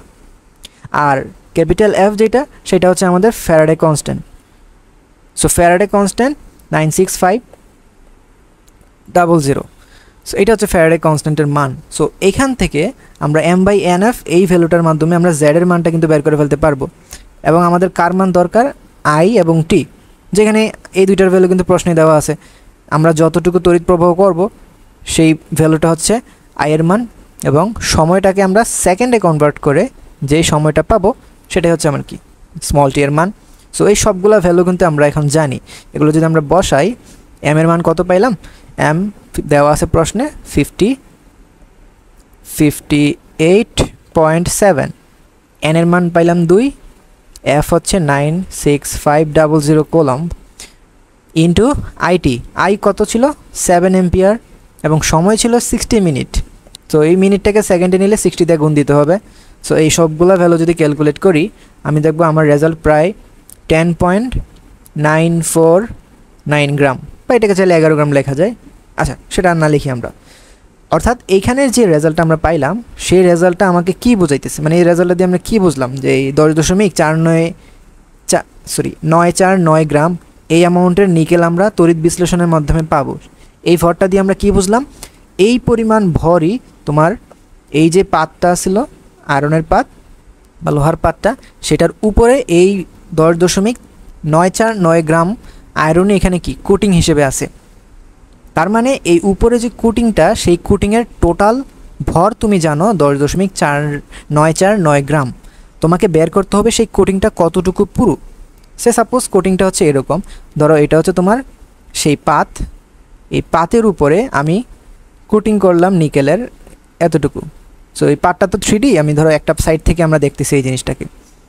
সো এই কোটিংয়ের যতটুকু হাইট সেটাকে আমরা এইচ দিয়ে প্রকাশ করলাম, আর এই কোটিং যে করলাম আমরা সেটার তো একটা পাতের এরিয়াতে করলাম। ওই যে লোহার পাত, সে পাতের প্রস্থচ্ছেদের ক্ষেত্রফল প্রশ্নে দেওয়া ছিল capital A. So capital A প্রস্থচ্ছেদের ক্ষেত্রফলের উপরে এইচ পুরুত্ব নিয়ে যেই ভলিউমটা এখানে সে তৈরি করলো, সেই ভলিউমে টোটাল কি পরিমাণ ভরের নিকেল পাবা তুমি? 10.949 গ্রাম। তার মানে তুমি এই একটা নির্দিষ্ট ভলিউমে এত পরিমাণ ভরের নিকেল তুমি পাইতেছো। তারে এই ভলিউম, যে নিকেলের যে ভলিউমটা, সেটা কি আমরা বের করতে পারবো? অ্যাকচুয়ালি সেটা কিন্তু বের করার এনাফ ইনফরমেশন কিন্তু প্রশ্নে দেওয়া নাই, কারণ শুধুমাত্র প্রস্থচ্ছেদের ক্ষেত্রফল দেওয়া আছে, বাট উচ্চতারা দেওয়া নাই, যেটাই তোমাকে বের করতে বলছে। তার মানে তুমি এখন রিভার্স প্রসেসে যাবা, যে ভলিউমটা আগে তুমি এখন বের করার চেষ্টা করবা। সো ভর থেকে ভলিউমে প্রকাশ করার জন্যে আমাদের হেল্পফুল হিসেবে লাস্টে আরেকটা ইনফরমেশন আমাকে দেওয়া আছে, সেটা হচ্ছে নিকেলের পারমাণবিক ভর তো আমরা আগে ইউজ করলাম। নিকেলের আরেকটা জিনিস দেওয়া আছে, সেটা হচ্ছে কি আপেক্ষিক গুরুত্ব। সো আপেক্ষিক গুরুত্ব হচ্ছে, আমরা জানি আপেক্ষিক গুরুত্ব এক টাইপের ডেন্সিটির মতো কাজ করে। আপেক্ষিক গুরুত্ব 1.4 বলতে আমরা বুঝি একটা পাতের ডেন্সিটি 1.4 গ্রাম পার ml বা 1.4 kilogram per metre cube. So আপেক্ষিক গুরুত্বটা মেইনলি তোমার একটা জিনিস পানির তুলনায় কতটুকু ভারী সেটাকে একটা সংখ্যার মাধ্যমে প্রকাশ করা হয়। দ্যাট মিন্স কোন একটা, যেমন এই এক্সাম্পলটা শুরুতে তুমি চিন্তা করো 1.4 গ্রাম পার ml, এটা বলতে বোঝায় যে তুমি 1 মিলিলিটার পানি যতটুকু এরিয়াতে, ধরো যতটুকু অংশ জুড়ে 1 মিলিলিটার পানি তুমি জমা করবা, ঠিক ওই জায়গার ভিতরে তুমি যদি নিকেল দিয়ে একেবারে ফিল করে দাও ওই জায়গাটা, তখন ওইটার যে ওয়েট পাবা সেটা অ্যাকচুয়ালি 1 গ্রামে না পেয়ে তুমি পাবা কত? 1.4 গ্রাম। দ্যাট মিন্স কোনো একটা জিনিস পানির তুলনায় কতটুকু ভারী বা কেমন তার ভারীটা, সেই জিনিসটাকে বোঝানো হয় আপেক্ষিক গুরুত্ব দিয়ে। তো সেই আপেক্ষিক গুরুত্বটা অ্যাকচুয়ালি ডেন্সিটির মতোই কাজ করে এক ধরনের। সো সেই আপেক্ষিক গুরুত্বের আমরা 1.4 কেজি পার মিটার কিউব এটাতে কনভার্ট করে লিখতে পারি।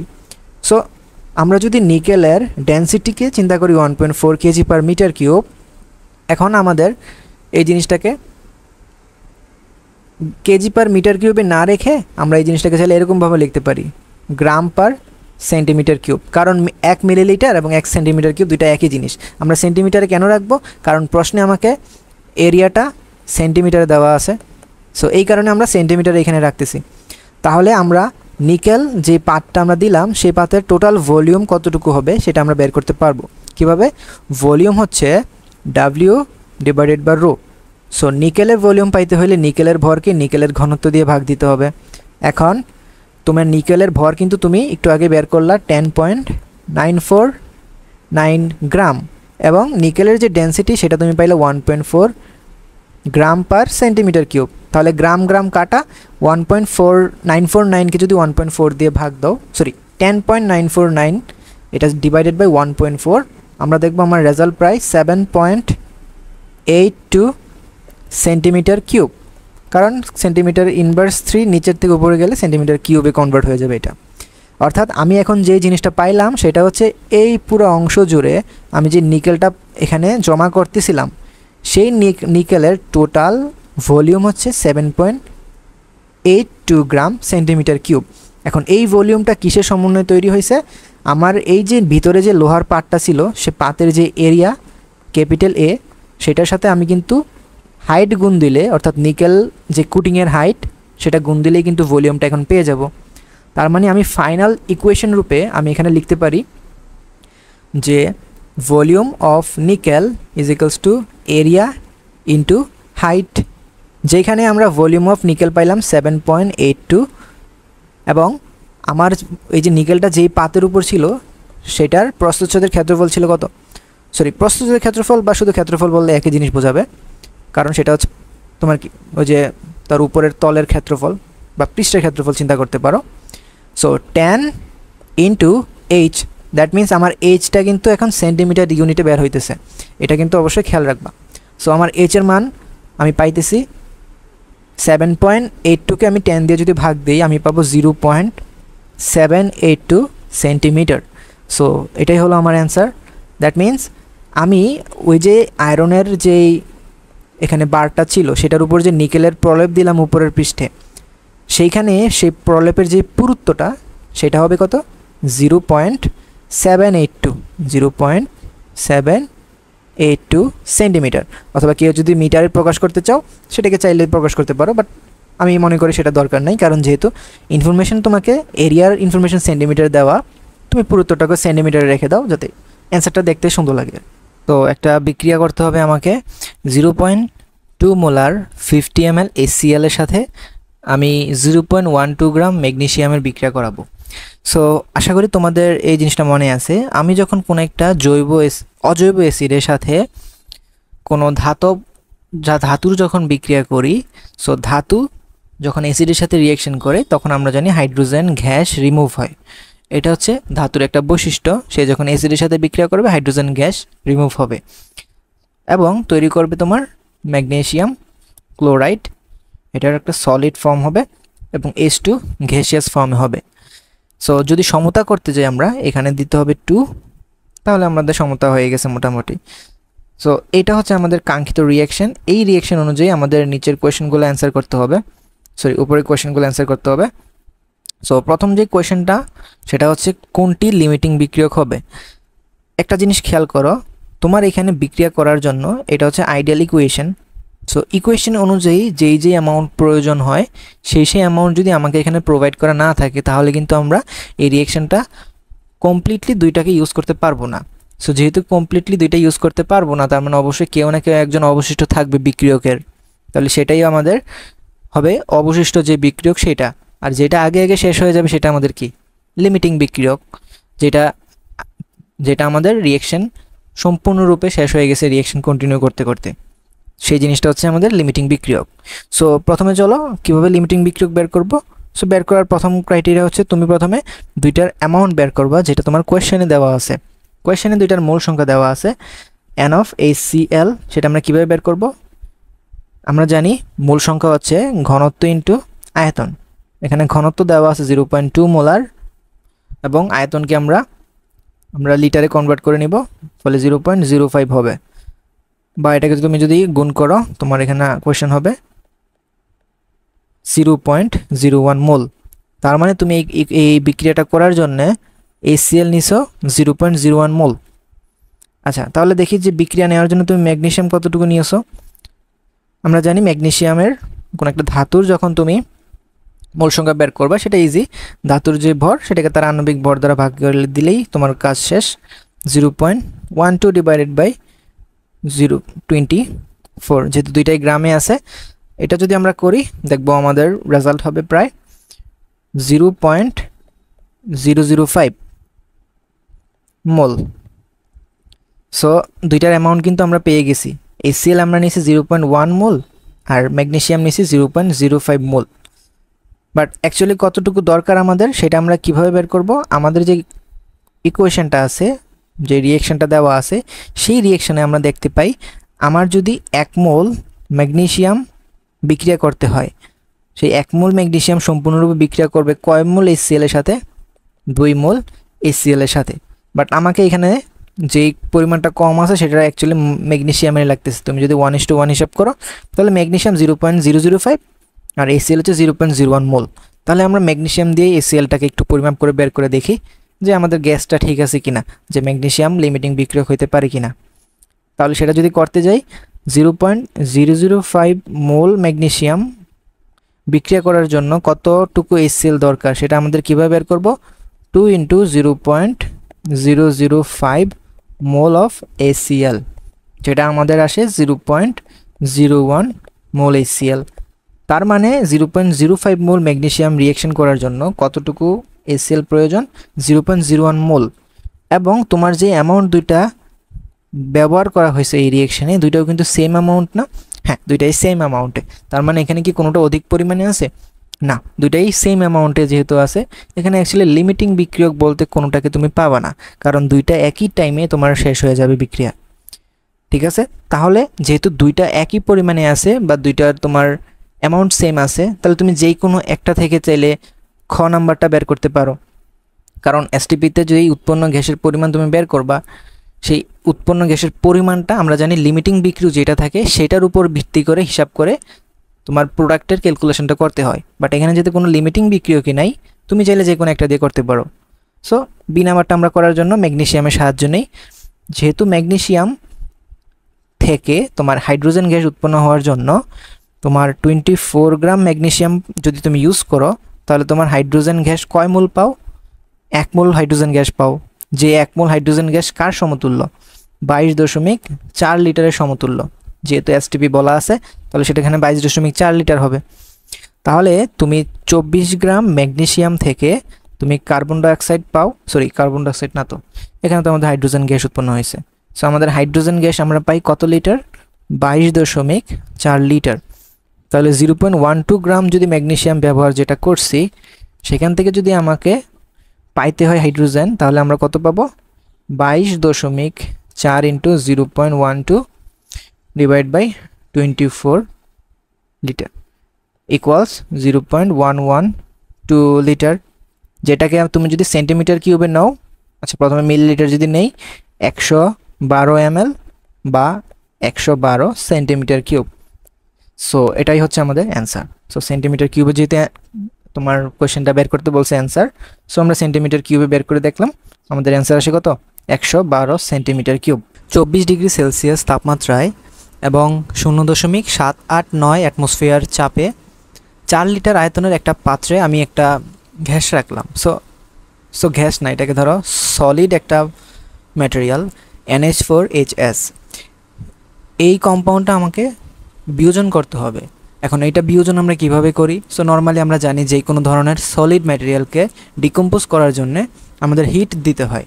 সো যদিও এখানে হিটের কথা প্রশ্নে কোথাও বলা নাই, বাট আমাদের জিনিসটা মাথায় মনে মনে চিন্তা করতে হবে যে এখানে আমরা হিট দিয়ে এটাকে বিয়োজিত করছে। সো NH4HS এটা বিয়োজিত হয়ে কী প্রোডাক্ট তৈরি করবে? নর্মালি অ্যাডমিশন পরীক্ষা হলে এই তোমার রিয়াকশানটা সচরাচর দেয়া থাকে না, এটা তোমাদের নিজেদেরই একটু চিন্তা করে তারপর লিখতে হয় যে NH4HS সলিড স্টেট থেকে যদি আমরা হিট দেই, সে বিয়োজন হয়ে কী প্রোডাক্ট তৈরি করবে।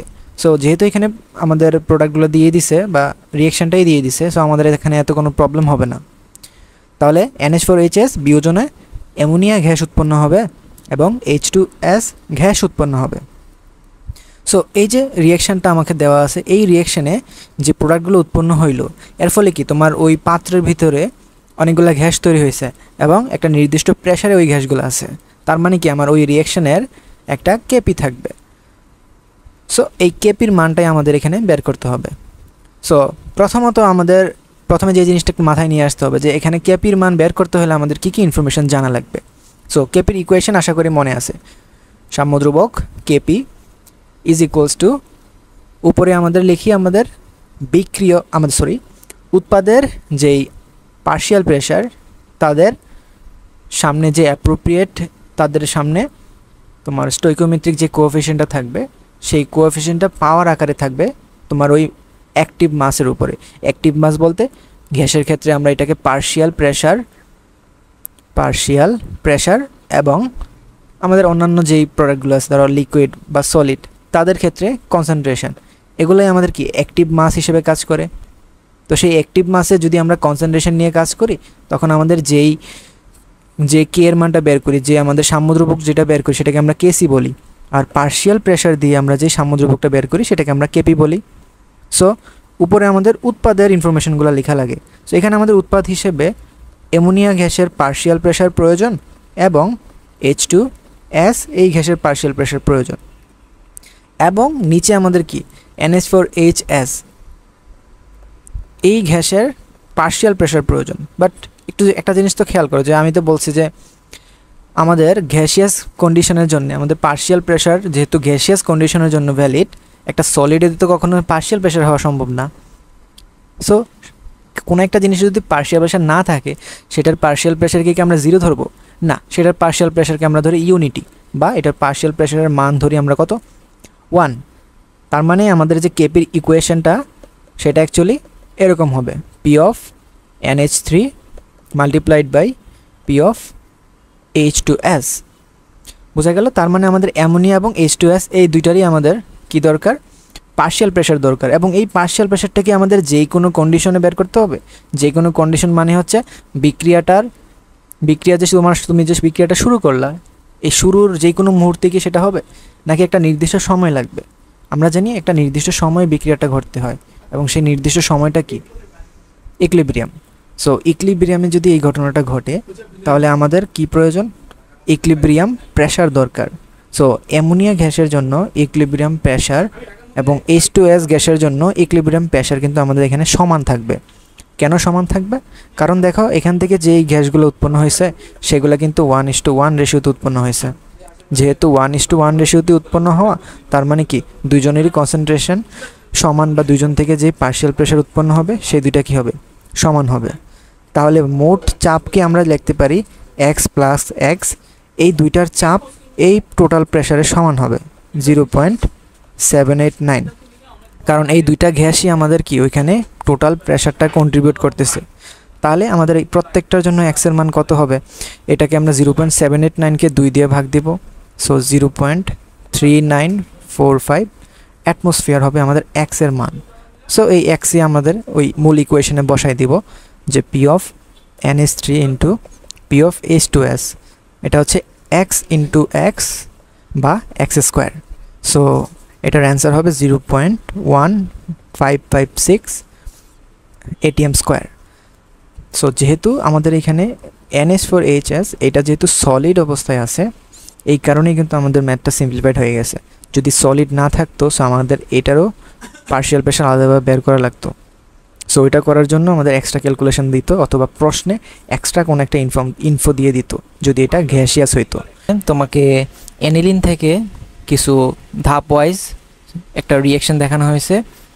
প্রতি রিয়েকশনে তোমার এখানে কিছু কিছু বিক্রিয়ক দেওয়া হয়েছে এবং কিছু প্রভাবক দেওয়া আছে, এবং ব্র্যাকেট যেগুলো আছে সেই ব্র্যাকেটগুলোকে আমায় পূরণ করতে হবে। তো এটা কিভাবে করবা? এটা করার জন্য তুমি কি কি প্রোডাক্টগুলো এখানে দেওয়া আছে কোয়েশ্চেনে এবং কি কি কম্পাউন্ডগুলো দেওয়া আছে সেগুলোর দিকে যদি একটু চোখ বোলাও, তাহলে এখানে তুমি গ্যাস করতে পারবা যে এখানে তোমার কোন বিক্রিয়াটা উল্লেখ করছে তারা। এখানে যদি প্রথমে তুমি যদি খেয়াল করো, এখানে আমাদের এনিলিন দেওয়া আছে। এখন এনিলিনকে আমরা সোডিয়াম নাইট্রাইট এবং HCl এর সাহায্যে বিক্রিয়া করতেছি 0 থেকে 5 ডিগ্রি সেলসিয়াস বিক্রিয়ায়। এখন আমাদের জানা উচিত যে এনিলিনকে যখন আমরা 0 থেকে 5 ডিগ্রি সেলসিয়াস তাপমাত্রায় যখন বিক্রিয়া করি NaNO2 প্লাস HCl এর উপস্থিতিতে, তখন আমাদের তৈরি হয় কি ডায়াজোনিয়াম ক্লোরাইড, যেটাকে আমরা বলি বেনজিন ডায়াজোনিয়াম ক্লোরাইড। তাহলে 2 নম্বর স্টেপে বা প্রথম বিক্রিয়াতে আমাদের তৈরি হবে benzene diazonium chloride. So benzene diazonium ক্লোরাইডকে যখন আমরা মিথাইলেশন বিক্রিয়া করব, তোমাদের সবাই আশা করি যে মিথাইলেশন বিক্রিয়াটা মনে আছে। সো মিথাইলেশন বিক্রিয়াটা হচ্ছে আমি এটাকে শুষ্ক অ্যালুমিনিয়াম ক্লোরাইডের উপস্থিতিতে মিথাইল হ্যালাইড এর সাথে বিক্রিয়া করব। সো মিথাইল হ্যালাইড হিসেবে আমি এখানে CH3 নিলাম। এটার সাথে যদি আমি বিক্রিয়া করি তাহলে আমার এখানে কি কি প্রোডাক্ট তৈরি হবে? N2Cl, এবং আমার মেটা পজিশনে মিথিলিনগুলা যুক্ত হবে। CH3 মূলক মেটা পজিশনে যুক্ত হয়েছে। কেন মেটা পজিশনে যুক্ত হলো এখানে? কারণ আমরা জানি N2Cl এটা হচ্ছে তোমার বলয় নিষ্ক্রিয়কারী মূলক। সো বলয় নিষ্ক্রিয়কারী মূলক যদি হয় তাহলে তোমার যেই প্রতিস্থাপন বিক্রিয়ার ভিতরে তোমার যে অ্যাটাকিং রিয়েজেন্ট সেগুলা কাজ করবে কোথায়? মেটা পজিশনে এসে প্রতিস্থাপিত হবে। ঠিক আছে? সো এটা হচ্ছে আমাদের এখানের যে প্রোডাক্টটা দেওয়া আছে 3 নম্বরে সেটা। তার মানে 2 নম্বরের যে ব্র্যাকেট সেখানে হবে তোমার বেনজিন ডায়াজোনিয়াম ক্লোরাইড। এটাকে আমরা মিথাইলেশন করলাম, করে আমরা পাইলাম এই কম্পাউন্ডটা। তারপরে স্টেপে কি করতে হবে? আমাদের আর্দ্র বিশ্লেষণ করতে হবে। সো আর্দ্র বিশ্লেষণ মানে কি? আর্দ্র বিশ্লেষণের জন্য আমাদের পানি নিতে হয় এবং HCl, এই দুইটার সংস্পর্শ আমাদের প্রয়োজন হয়। পানি দিয়ে আর্দ্র বিশ্লেষণ করার জন্য আমাদের একটা অ্যাসিড প্রয়োজন হয়, যেই এর যোগানটা আমরা HCl এর মাধ্যমে করে থাকি। এখন পানির আদ্র বিশ্লেষণে, পানি দিয়ে আদ্র বিশ্লেষণ করার সময় আমাদের অ্যাসিড কেন প্রয়োজন হয়? কারণ আমরা জানি আদ্র বিশ্লেষণ মানে তুমি এটাকে H+OH- আকারে ভাঙতে চাও প্রথমে পানিকে। এখন পানি তো দুর্বল তড়িৎ বিশ্লেষণ মতো কাজ করে। যখন তুমি পানিতে অ্যাসিড যোগ করো তখন পানির তড়িৎ বিশ্লেষণ যে ক্ষমতা বা বিশ্লেষণ হওয়ার ক্ষমতাটা বেড়ে যায়। এই কারণে আদ্র বিশ্লেষণের সময় তোমার মেইনলি HCl বা অনেক সময় এটাকে H+ আকারেও লেখা হয়। সো এটা যদি তুমি রিঅ্যাকশন করো তাহলে আমরা জানি এটা হচ্ছে তোমার ডায়াজোনিয়াম ক্লোরাইড থেকে আমাদের ফেনল তৈরির যে বিক্রিয়া সেটা আমাদের ইন্ডিকেট করতেছে। তার মানে তোমার যে ডায়াজোনিয়াম পার্টটা সেখানে তোমার H2O এবং H+ তুমি যদি দাও আর হিট যদি এখানে দাও তাহলে তোমার তৈরি হবে ডায়াজোনিয়াম ক্লোরাইডের পার্টটা কনভার্ট হয়ে তোমার ফেনল পার্ট হয়ে যাবে এবং বাকিটা নিজের জায়গায় থাকবে। তাহলে CH3 এই জায়গাটাই থাকবে। সো লাস্ট স্টেপে আমাদের বলছে কি আয়রনের উপস্থিতিতে আমরা ক্লোরিনের সাথে রিঅ্যাকশন করব, অর্থাৎ ক্লোরিনেশন যখন আমরা করব লাস্ট স্টেপে আয়রন প্রভাবকের উপস্থিতিতে, তাহলে আমাদের তৈরি হবে ক্লোরোজাইলিন। তাহলে OH যখন আমরা দিব ফেনলের OH পার্ট এবং বাকিগুলা আগের মতোই থাকবে, মেটা পজিশনে CH3 এখন OH মূলক আমরা জানি এটা হচ্ছে বলয় সক্রিয়কারী মূলক। সো তোমার যদি ক্লোরিনেশন করতে হয় তাহলে অর্থ এবং প্যারাতে যুক্ত হইতে হবে। সো আমাদের প্রোডাক্ট হিসেবে এখানে তৈরি হবে ক্লোরোজাইলিন। সো এই প্রোডাক্টের নাম হচ্ছে ক্লোরোজাইলিন, ঠিক আছে। এবং এই জিনিসটা হচ্ছে তোমার ডেটল প্রস্তুতির বিক্রিয়া। সো বুয়েট অ্যাডমিশনে তোমার এই ধরনের যে বিক্রিয়াগুলো আছে ডেটল, প্যারাসিটামল, এই যে বিক্রিয়াগুলা এগুলার ধাপগুলা খুবই ইম্পর্টেন্ট, এগুলার থেকে মাঝে মাঝে কোয়েশ্চেন আসে। খুবই সিম্পল একটা math. 0.3 molar 50 ml sodium hydroxide দ্রবণের সাথে আমি কত ml বেরিয়াম হাইড্রোক্সাইড 0.4 মোলার যোগ করলে আমার যে দ্রবণের যে ঘনমাত্রা সেটা 0.5 মোলার হবে। তাহলে চিত্রের মাধ্যমে যদি জিনিসটা একটু বোঝার চেষ্টা করি, সাপোজ আমার এখানে একটা বাকেট আছে, ঠিক আছে। এখন এখানে আমি দুইটা জিনিস অ্যাড করতেছি। এক পাশ থেকে আমি অ্যাড করব 0.3 মোলার 50 ml বা 0.05 লিটার সোডিয়াম হাইড্রোক্সাইড অ্যাড করব। আর আরেক পাশ থেকে আমি অ্যাড করব কি 0.4 মোলার কত লিটার, এটা কি আমরা জানি না, ধরলাম x লিটার। কি যোগ করব? বেরিয়াম হাইড্রোক্সাইড অ্যাড করব। সো যদি আমরা বেরিয়াম হাইড্রোক্সাইড অ্যাড করি তাহলে আমাদের সলিউশনে কি থাকবে? সোডিয়াম হাইড্রোক্সাইড, বেরিয়াম হাইড্রোক্সাইড দুইটাই তো থাকবে। বাট আমাকে দ্রবণের ঘনমাত্রা বানাইতে হবে কত? 0.5 মোলার। অর্থাৎ এখানে যে মিক্স করার পরে আমাদের দ্রবণের ঘনমাত্রা হইতে হবে কত? 0.5 মোলার। বাট ঘনমাত্রা এত, বাট আয়তন কত হবে? আয়তন 0.05 প্লাস x লিটার হইতে হবে। এই লিটার দুইটার দ্রবণ একসাথে মিক্স হওয়ার পর দ্রবণের ঘনমাত্রা এত হবে। এখন আমরা এটার ম্যাথটা আমরা করব কিভাবে অ্যাকচুয়ালি? এখানে তুমি খেয়াল করো যে এখানে দুইটাই তুমি বেজ অ্যাড করছো। এখন অ্যাসিড বেজের বিক্রিয়ায় তুমি জানো প্রশমন বিক্রিয়া হয়, কিন্তু এখানে তো প্রশমন বিক্রিয়া ঘটবে না। কারণ কি? এখানে দুইটাই হচ্ছে ক্ষার। দুইটাই যেহেতু ক্ষার, তাহলে তোমার দ্রবণের ঘনমাত্রা কমার কোনো সম্ভাবনা নাই। দ্রবণের ঘনমাত্রা কি হবে? বাড়বে। এবং খেয়াল করো 0.3 এবং 0.4 অ্যাড করাতে ঘনমাত্রা হয়ে গেছে কত? 0.5 মোলার। তাহলে এখানে আমরা হাইড্রোক্সিল মাইনাস আয়ন অ্যানালাইসিস করার মাধ্যমে আমরা এই ম্যাথটা সলভ করতে পারি। সো হাইড্রোক্সিল আয়ন যদি অ্যানালাইসিস করি আমরা, তাহলে আমাদের কি কি জিনিস মাথায় রাখা লাগবে? প্রথমে তো আমরা এই জিনিসগুলো একটু দেখি। এই পার্টে আমাদের কি কি হাইড্রোক্সিল মাইনাস আয়ন কি পরিমাণ আছে আমাদের, সেটা যদি আমরা বের করি যে n অফ হাইড্রোক্সিল মাইনাস এখান থেকে কি পরিমাণ দ্রবণে যাবে, সেটা কত হবে? 0.3 ইন্টু 0.05, এতটুকুই তো, এত মোল হাইড্রোক্সিল মাইনাস। কারণ এটা কিন্তু তোমার অ্যাকচুয়ালি সোডিয়াম হাইড্রোক্সাইডের মূল সংখ্যা। আর এখানে যেহেতু সোডিয়াম হাইড্রোক্সাইড থেকে তোমার যে বিয়োজনটা Na+OH মাইনাস আকারে হইতেছে, তাহলে যেটাই তোমার সোডিয়াম হাইড্রোক্সাইডের মূল সংখ্যা সেটাই তোমার কি হাইড্রোক্সিল মাইনাসের মূল সংখ্যা। তাহলে এখানে হাইড্রোক্সিল মাইনাসের মূল সংখ্যা হচ্ছে 0.3 ইন্টু 0.05 মোল। ঠিক সিমিলারলি আমরা এখান থেকেও সেই কাজটা করব, যে এখান থেকে বেরিয়াম হাইড্রোক্সাইডের মোল সংখ্যা আমরা হিসাব করব। আর আরেকটা জিনিস, বেরিয়াম হাইড্রোক্সাইড যেহেতু বেরিয়াম 2 প্লাস আর 2 হাইড্রোক্সিল মাইনাস আকারে বিয়োজন হয়, তাহলে আমাদের যে এন অফ হাইড্রোক্সিল মাইনাস হবে সেটা অ্যাকচুয়ালি হবে টোয়াইস ইন্টু বেরিয়াম হাইড্রোক্সাইডের মোল সংখ্যা, যেটা হচ্ছে 0.4 ইন্টু এক্স মোল। আশা করি বুঝতে পারছো। এবং থার্ডলি আমাদের যে সলিউশনের যে মোল সংখ্যা, সলিউশনে বেরিয়াম হাইড্রোক্সাইড কী পরিমাণ আছে এবং সলিউশনে এন অফ হাইড্রোক্সিল টোটাল, সেটা আমাদের কত হবে, বাকি দুইটার যোগফলের সমান। বাট এটাকে আমরা চাইলে এখানে সলিউশনের যেই অ্যামাউন্টগুলো দেওয়া আছে সেটা দিয়েও লিখতে পারি। সেটা কিভাবে, সলিউশনের ঘনমাত্রা ইন্টু সলিউশনের আয়তন, দ্যাট ইজ 0.05 প্লাস এক্স। ঠিক আছে, এবং আমরা তো জানি না যে সলিউশনে কোনটা থেকে কতটা হাইড্রোক্সিল আছে, সবগুলার মিক্সচার কিন্তু এখানে সলিউশনের টোটাল আকারে কিন্তু থাকবে। আশা করি এটাও তুমি বুঝতে পারছো। সো এটা যদি বুঝতে পারো তাহলে এখানে আমাদের ইকুয়েশনটা লেখা এখন সহজ হয়ে যাবে। ইকুয়েশনটা আমাদের হবে 0.5 ইন্টু 0.05 প্লাস এক্স, এটা হচ্ছে টোটাল তোমার মূল সংখ্যা, যেটা তোমার 0.3 into 0.05 plus 2 into 0.4 into x, এটা সমান হবে। ওকে, তাহলে আমরা যদি এখন একটা কাজ করি, আচ্ছা এখানে আরেকটা জিনিস আছে 0.4 ইন্টু, আচ্ছা সমস্যা নাই। তাহলে এখান থেকে যদি আমরা অ্যানালাইসিস করে এক্স এর ভ্যালু বের করার চেষ্টা করি, সেটা দেখবে আমাদের প্রায় 0.0333 লিটার আসে। এটাকে তুমি যদি এমএল এ নাও 1 2 3, তাহলে 33.33 মিলিলিটার হবে তোমার এক্স এর মান।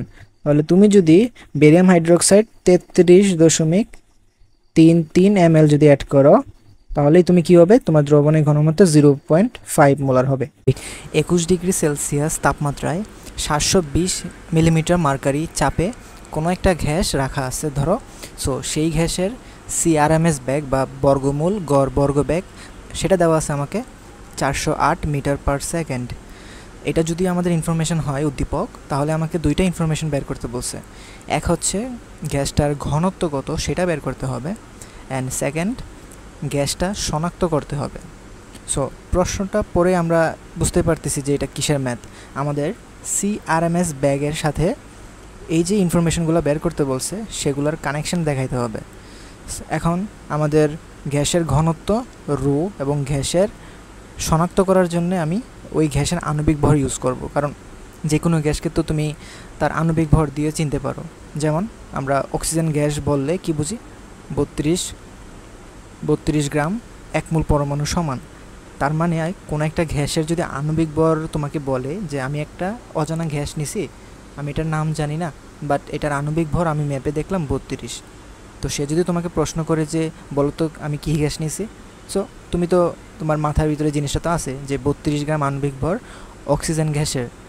তার মানে তোমাকে এখানে প্রথমত বুঝতে হবে গ্যাসটাকে শনাক্ত করার জন্যে তুমি ওই গ্যাসের কোন ইনফরমেশনটা দিয়ে থেকে সাথে ওই গ্যাসের নামটাকে তুমি কানেক্ট করবা। সো আমরা আণবিক ভরের সাথে ওই গ্যাসটাকে চিহ্নিত করার জন্য ইনফরমেশন পাই। তাহলে গ্যাসের ঘনত্ব এবং গ্যাসের শনাক্ত করার জন্য তার আণবিক ভর, এই দুইটা ইনফরমেশন আমাদের প্রয়োজন। বাট আমাদের এখানে কী কী ইনফরমেশন দিয়েছে সেগুলো আগে আমরা একটু লিখে নেই।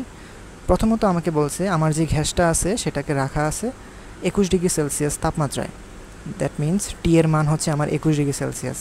বাট আমরা তো টিকে তো আর তোমার সেলসিয়াসে রাখি না, এটাকে আমরা কেলভিনে কনভার্ট করে নেব 273 যোগ দিয়ে।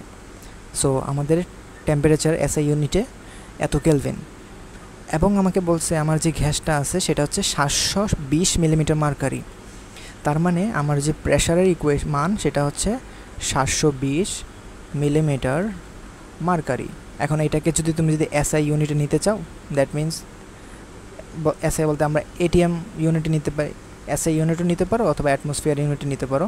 আমরা লিটার অ্যাটমসফিয়ার ওই ইকুয়েশন আমরা ইউজ করবো এখানে যেহেতু, সো সেই কারণে আমরা এখানে এটাকে এটিএমে কনভার্ট করে লিখব। বোঝা গেল? আচ্ছা, সো আমরা যদি এটিএমে কনভার্ট করি, আমরা জানি 760 মিলিমিটার মার্কারিতে আমাদের 1 অ্যাটমসফিয়ার প্রেশার হয়। তাহলে আমি যদি 720কে 760 দিয়ে ভাগ দিই, তাহলে আমার যে প্রেশারটা সেটা অ্যাটমসফিয়ার ইউনিটে এসে যাবে। বোঝা গেল? ওকে, এখন আমাদের আর কি দেওয়া আছে, আর কিছু কিন্তু ইনফরমেশন দেওয়া নাই। থার্ড আরেকটি ইনফরমেশন, যেটা আমাদের মেইন ইনফরমেশন আর কি, CRMS ব্যাগ 408 মিটার পার সেকেন্ড, এটা দেওয়া আছে কিন্তু। এখন তাহলে CRMS ব্যাগের সাথে যে ইনফরমেশনগুলো দেওয়া আছে এবং যে ইনফরমেশনগুলো আমাদের বের করতে হবে, তাদের কি ধরনের রিলেশন আছে। এখন আমাদের হয়তো এই জিনিসটা জানা আছে যে CRMS-এর সাথে শুধুমাত্র যার ডিরেক্ট সম্পর্ক সেটা হচ্ছে তাপমাত্রা, এবং আমরা জানি CRM-এর সাথে তাপমাত্রার বর্গমূলের সমানুপাতিক সম্পর্ক। তো CRMS এবং টেম্পারেচারের ডিরেক্ট যে সম্পর্কটা আমরা জানি সেটা হচ্ছে CRMS is equals √3 R capital T divide by capital M। তাহলে এইখান থেকে একটু খেয়াল করো, আমরা কিন্তু এখান থেকে চাইলেই ক্যাপিটাল Mটা বের করে ফেলতে পারি না। কীরকমভাবে, এখানে যদি উভয় পাশে স্কোয়ার করে CRMSটা অপর পাশে পৌঁছাও, অপর পাশে স্থানান্তর করো, তাহলে উপরে থাকবে তোমার 3RT এবং নিচে আমাদের রইল CRMS স্কোয়ার। এখন আমাদের সবগুলা ইউনিট আমরা যদি SI ইউনিটে বসাই দিই, ধরো আমরা SI ইউনিটে এখানে বসালাম, তাহলে SI ইউনিটে আর এর মান 8.314 আইডিয়াল গ্যাস ধ্রুবক। টেম্পারেচার কত পাইছিলাম, 21 + 273, এটা SI ইউনিট কেলভিন। এবং CRMS আমাদের দেওয়া আছে SI ইউনিটে 408 মিটার পার সেকেন্ড, এটার স্কোয়ার ভ্যালু নিতে হবে আমাকে। সো এটা যদি আমি ক্যালকুলেট করি তাহলে আমার যেই ভরটা আমি চাইতেছি, আণবিক ভরটা, সেটাও অ্যাকচুয়ালি কি তোমার কেজিতে আসবে না। সো এটার মান হবে 0.0445 কিলোজুল। এটাকে কেউ যদি চাও কিলোজুল পার মোল এরকমভাবে লিখতে পারো, বা এটাকে যদি তুমি গ্রাম ইউনিটে কনভার্ট করো সেটা হবে প্রায় 44.5 গ্রাম। এখন যেহেতু আমাদের গ্যাসটাকে চিহ্নিত করতে হবে, সো আমাদের জানা কোনো গ্যাসের আণবিক ভরের কাছাকাছি তো আমাদের রেজাল্টটা আসবে অবশ্যই। সো যেহেতু 44.5 গ্রামের কোনো গ্যাসই আমাদের মাথায় ডিরেক্ট ক্লিক করতেছে না, কিন্তু আমরা এটা শিওর যে আমাদের 44 গ্রাম ভরের একটা গ্যাস আমাদের পরিচিত। সো আমি 44.5কে অ্যাপ্রক্সিমেট সাইনটা লিখে 44 গ্রামটা কিন্তু লিখতে পারি, এটা স্যাররা অ্যাকসেপ্ট করবেন। তো 44 গ্রাম আণবিক ভরযুক্ত 44 গ্রাম পার মোল, এটা কার জন্য, এটা কিন্তু আমরা জানি কার্বন ডাইঅক্সাইড গ্যাসের জন্য। বোঝা গেল? ওকে, তার মানে আমাদের গ্যাসটা চিহ্নিত করা হয়ে গেল, গ্যাসটা হচ্ছে কি কার্বন ডাইঅক্সাইড গ্যাস। এখনও তো আমাদের বের করা লাগবে গ্যাসের ঘনত্ব কত। সো ঘনত্বর সাথে আমাদের CRMS ব্যাগের কি কোনো সম্পর্ক কি ডিরেক্ট আছে? আমরা তো একটু আগেই বললাম যে CRMS ব্যাগের সাথে তো ঘনত্বের কোনো সম্পর্ক নাই। CRMS ব্যাগের সাথে সম্পর্ক আছে কার? টেম্পারেচারের, √3RT বাই ক্যাপিটাল M। দেখো এই ইকুয়েশনে টেম্পারেচার বাদে বাকি সবগুলোই কিন্তু এক ধরনের কনস্ট্যান্ট। আইডিয়াল গ্যাস ধ্রুবক এটাও কনস্ট্যান্ট, আণবিক ভর এটাও কিন্তু একটা কনস্ট্যান্ট। তার মানে এই ইকুয়েশনে CRMS ব্যাগের সাথে তোমার টেম্পারেচারে শুধু সম্পর্ক আছে, বাট তোমাকে যদি ডেনসিটি বের করতে হয় তোমাকে এই ইকুয়েশনে থাকলে হবে না, তোমাকে একটা কাজ করতে হবে। কি কাজ? তোমার যেই গ্যাসটা সম্পর্কে আমাদের উদ্দীপকে বলা আছে সেই গ্যাসটাকে আমরা এজিউম করে নিলাম সেটা আইডিয়াল গ্যাস। যেহেতু এটা রিয়েল হওয়ার কোনো হিন্টস প্রশ্নতে দেয় নাই, এবং CRMS ব্যাগ আমাদের HEC লেভেলে শুধুমাত্র আইডিয়াল গ্যাসের জন্যই বের করতে বলে আমাদের। সো সেই অনুযায়ী আমরা এই গ্যাসটাকেই আইডিয়াল গ্যাস ধরে নেব। এবং CRMS ব্যাগের যে ইকুয়েশনটা আমরা জানি 1 মোল গ্যাসের জন্য সেই ইকুয়েশনটা দেওয়া থাকে। সো 1 মোল গ্যাস একটা পাত্রে থাকলে সেগুলো যেই বর্গমূল গড় বর্গবেগে ছোটাছুটি করে সেই ভ্যালোসিটিটা হচ্ছে CRMS ব্যাগ। সো 1 মোল গ্যাসের জন্য আমরা কি এইটা লিখতে পারি না, PV = RT। তাহলে এখানে 3RTর পরিবর্তে আমরা লিখতে পারি কি 3 × PV divide by capital M।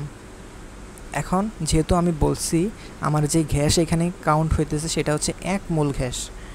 So 1 মোল গ্যাসের ক্ষেত্রে তুমি যে 1 মোল গ্যাসের যে ভরটা, ওই যে গ্যাসের যে ভর W, সেটা কত হবে বলো তো? আমরা জানি 1 মোল গ্যাসের যেই ভর সেটা তার আণবিক ভরের সমান। তাহলে সেই 1 মোল গ্যাসের ঘনত্ব যদি তুমি বের করতে হয় সেটা কীভাবে বের করবা? ওই 1 মোল গ্যাসের আয়তন, ওটা লিখছি 1 মোল গ্যাসের ভর ডিভাইড বাই 1 মোল গ্যাসের আয়তন। সো ইউনিট হবে কি kg/m³। সো ওই অনুযায়ী আমরা জিনিসটা চিন্তা করতে পারি। ফলে M/V এটার পরিবর্তে, অথবা আমরা এরকমভাবে লিখতে পারি যে ধরো 1/ρ is equals two v/m। So এখানে যে v/m আছে এটার পরিবর্তে আমরা 1/p লিখতে পারি, অর্থাৎ ফাইনালি আমাদের ইকুয়েশনটা দাঁড়ায় এরকম 3p/ρ। এখন রো বা ডেন্সিটি যদি আমাদের বের করতে হয় আমাদের উভয় পাশে স্কোয়ার করে 3p/CRMS হোল স্কোয়ার এটা আমরা লিখতে পারি। সো এখন যেহেতু আমরা আমাদের যেই ডেন্সিটি সেটাকে এসআই ইউনিটে পেতে চাই, তাহলে আমাদের যেই গ্যাসের যে প্রেশারটা প্রশ্নে দেওয়া ছিল এত অ্যাটমসফিয়ার, আমরা এটাকে অ্যাটমসফিয়ারে রাখাটা ঠিক হয় না, আমরা চাইলে এখন এটাকে এসআই ইউনিটে কনভার্ট করব। তাহলে 720/760 অ্যাটমসফিয়ার, এবং 1 অ্যাটমসফিয়ারে এসআই ইউনিটে কত হয় 101/325 প্যাসকেল, ডিভাইড বাই CRMS ব্যাগ সেটা হচ্ছে 408 স্কোয়ার। সো এটার ভ্যালু যদি ক্যালকুলেট করি আমি দেখব আমার রেজাল্ট হবে 1.7299 kg/m³। দ্যাট মিন্স এটা হচ্ছে আমাদের ওই গ্যাসের ঘনত্ব, এবং ওই গ্যাসটা যে শনাক্ত করব সেটা হচ্ছে আমাদের কি কার্বন ডাইঅক্সাইড, এবং তার ঘনত্ব 1.7299 kg/m³।